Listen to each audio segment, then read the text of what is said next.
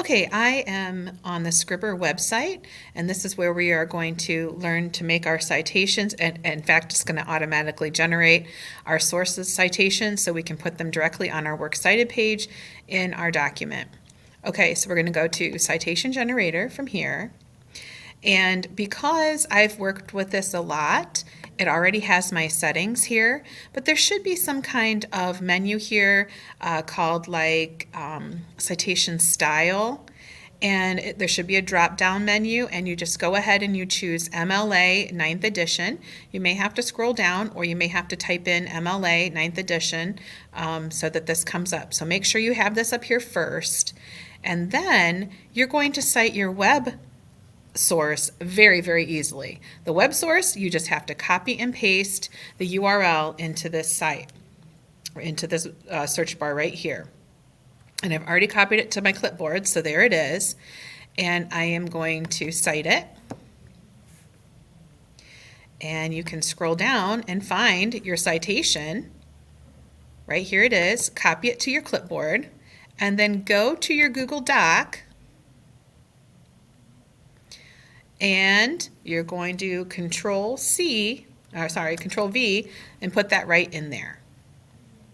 And I noticed that my camera is not following me away from Sribbr, so I'm not sure that you were able to see that screen. This is the problem I've been having. But do know that when you have put this in your Works Cited page, you might see this on your citation. You don't want this. You have to get rid of this. What that indicates is that there is something missing from your citation, and Sribbr knows it's missing. But from my research, I found out that Sribbr said that some of the sources do not communicate very effectively with it, so not all of the data comes over with it. So if you know that it's missing something, which this would be your indication, then in this case it's the title, you just add it to it. It's not going to let me add it here, but when I'm back on my document in my Works Cited, on my Works Cited page, I can document it. I can change it there, okay? All right, next, I want to show you how to do a database. So you're back up here, okay, and you're going to cite it manually. That's different. That means do it by hand. All right, scroll down so you can see what you're doing. Choose journal article, because that's what the database sources are. They're from journals, that is publications like newspapers, magazines, professional journals like the Journal of American Medical Association, stuff like that. So just choose that. And you're going to go down here and you're going to fill in as much of this as you can. This is the title of the article. This is the journal name, and that's going to be the publication. Is it a newspaper like USA Today, the New York Times? Is it a journal, a professional journal like the Career Technical Manual of Carpentry or something, whatever it is. Put it there. Now, it doesn't say specifically to add the author, so you have to add it yourself, and this is how you do it. It says contributors, and you add a person. If you know their title, like they're a doctor or a PhD or something, you can put that there. But generally, you just want to put their first name in and their last name in, okay? And you keep moving. Oh, and if you have more than one author, you can add another person for like 2 and 2 more people for 3. If it's 3 or if it's more than 3, then come see me and I'll help you work on that. All right. And sometimes you have to go back sometimes to the very original article on Info Ohio to find these things. And these are mostly for the print version, but if you have this information, you should definitely put it in there, the volume number and the issue number.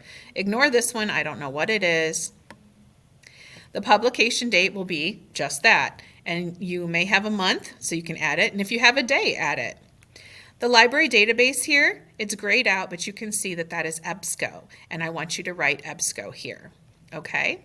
Sometimes you will have a page number. Again, this is for the printed version. Our electronic versions don't necessarily have page numbers, but if you found the print version's page numbers, then go ahead and add it. If it's a range of pages, like 34 to 37 or something, then you put the 2 pages there for the range. Or if it's just 1 page, you add it here.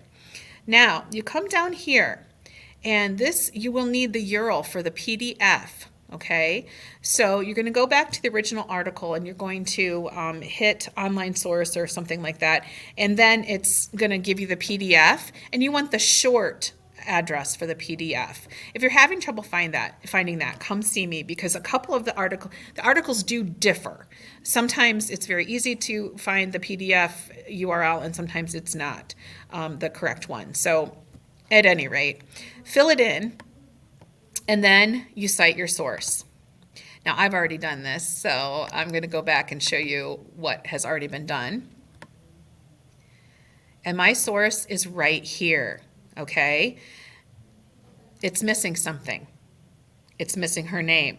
So what I'm going to do is, when I copy this to my clipboard and I add it to my document, to my works cited page, Control V to my works cited page, then I'm going to add her name.